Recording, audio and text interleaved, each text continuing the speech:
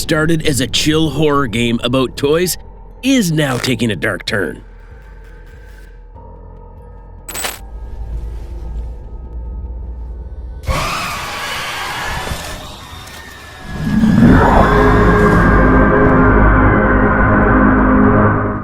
Chapter 3 is packed with imagery that points towards experiments on children, adults, and every breathing body that walked the blood-stained floor of Playtime Co.'s toy factory. Poppy Playtime Chapter 3 is being touted as Mob Entertainment's spookiest game so far, and you don't have to take their word for it. The in-game screenshots and trailers are nightmare-inducing. Lore masters and Reddit theorists have been hard at work to make sense of scraps of clues and evidence on Poppy Playtime's interactable ARG and Steam page. In this video, we'll run down and then dissect all theories and ideas around the Poppy Playtime Chapter 3 info revealed so far. So, strap your seatbelt because you're in for a mind-boggling journey with disfigured toys as your companions.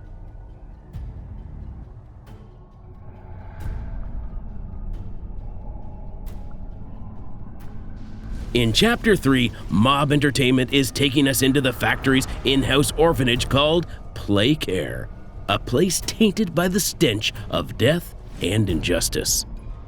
Chapter 3 has deep sleep at its center. From cultic themes to deadly chemicals, the latest trailer has a lot going on. Poppy Playtime is keeping up with its tradition of having eerily creepy animal antagonists, with the latest villain appearing to be a feline with an abnormally wide smile. Poppy Playtime Chapter 3 has a lot to unpack, so make sure you're ready to have your jaw on the floor. Before we dive into more hair-raising theories, make sure you're subscribed to our channel for similar spooky content, wild ideas, and lore about your favorite horror and shooter games. While you're at it, do leave a quick like on this video. Chapter 3 of Poppy Playtime is set in a haunted orphanage, which players may have seen a glimpse of at the end of Chapter 2, right as the train crashes. It's not your ordinary orphanage. The posters on the wall and visuals scream that children were held hostage and manipulated into thinking that everything is normal, and they aren't being watched over 24/7 for an ulterior motive. But who's watching over the children?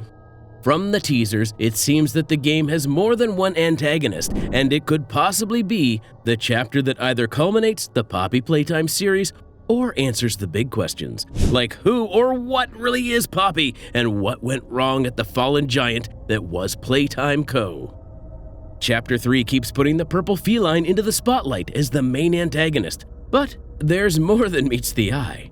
The beastly cat could be a monster hell-bent on putting children to sleep, but the teasers hint at a greater entity who's in charge of all the toys in the factory. The first trailer has spiritual and cultic visuals, pointing towards a him who's also mentioned as the original and an angel of salvation. This mysterious force has a spooky aura, but the scribbling on the walls paints them as a savior of kids. In the next shot, a tapered claw can be seen scratching words, pointing to this unknown entity having a somniferous flock, or followers of the path, cutting into the infamous "Never Forget the Hour of Joy" visual. Minutes before this, a graphic of candles set an eerie tone, apt for a cultic ritual. Fans of the game and lore masters already know who initiated the Hour of Joy. The prototype or experiment 1006, theorized to be under founder Elliot Ludwig, remains a mystery years after the game's release. Despite hundreds of theories about the metallic claw, nothing is known about him. If this entity is indeed the claw, the feline may merely be one of his followers, his moral janitor within the orphanage. A fleeting silhouette of a giant body in the trailer further fans this theory. If you look closely, you may be able to spot Mommy Longlegs' rubbery body and Huggy Wuggy's head on the dark figure. This indicates that the prototype could either debut fully in Chapter 3, or players will finally discover what led to the infamous Hour of Joy, the cursed time the toys were set free.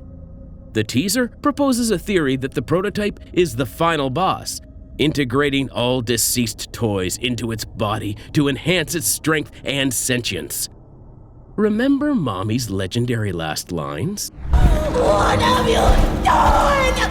You make me part of you! It's not a completely wild concept, considering the prototype commenced the first revolt by absorbing a radio to create a laser pointer, using it to mess with the cameras.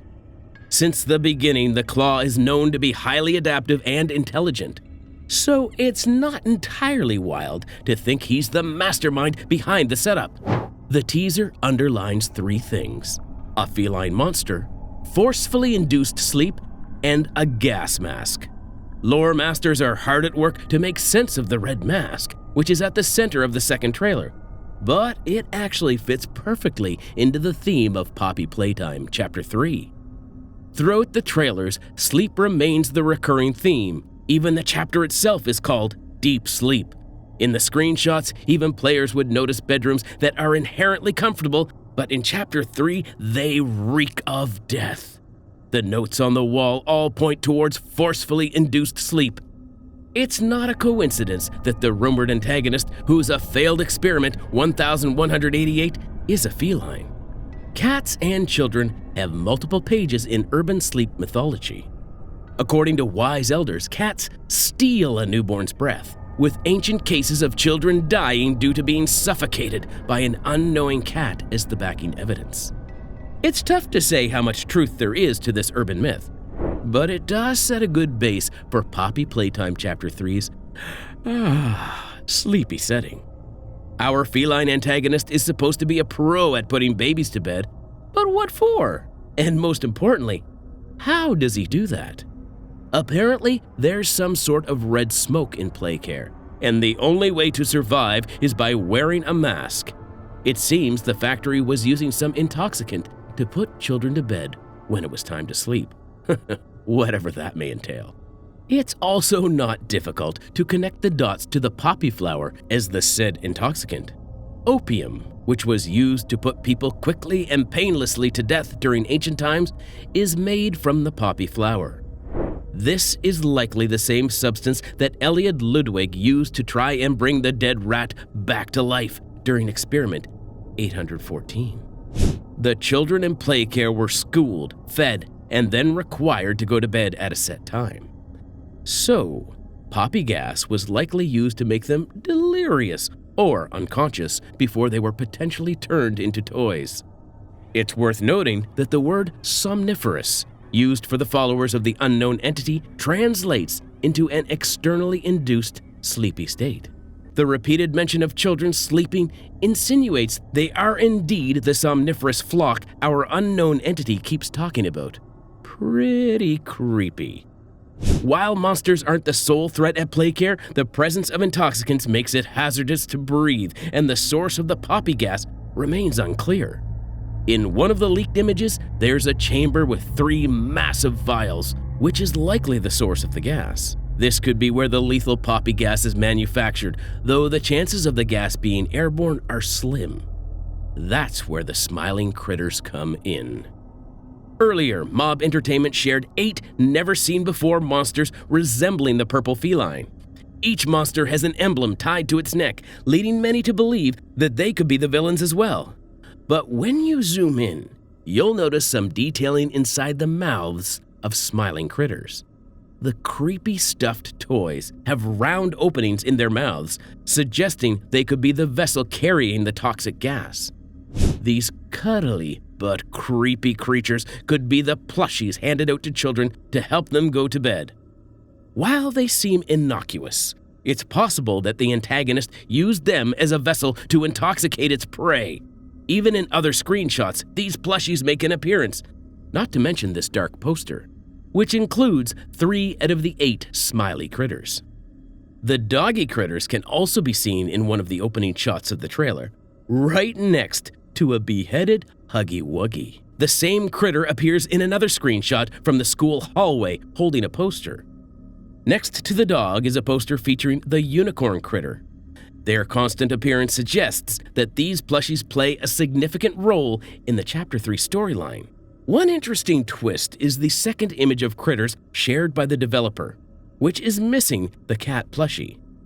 This has further flamed the theories around a feline monster on the run. Poppy Playtime is no longer a game solely for younger audiences. While visuals are still the same level of creepy, the storyline explores subjects like child manipulation and abuse.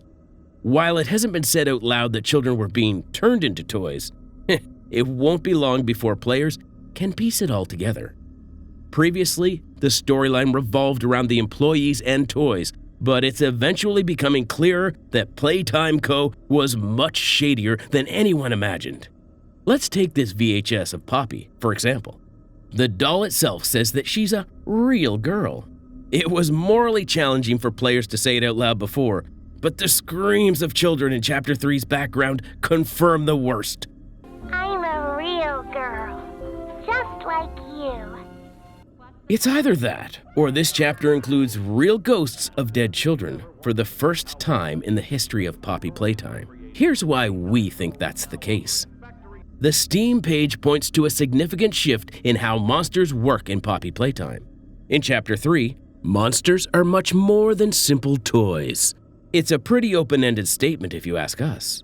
The description also mentions that Playcare is haunted, which is not necessarily a fitting word to define creepy toys.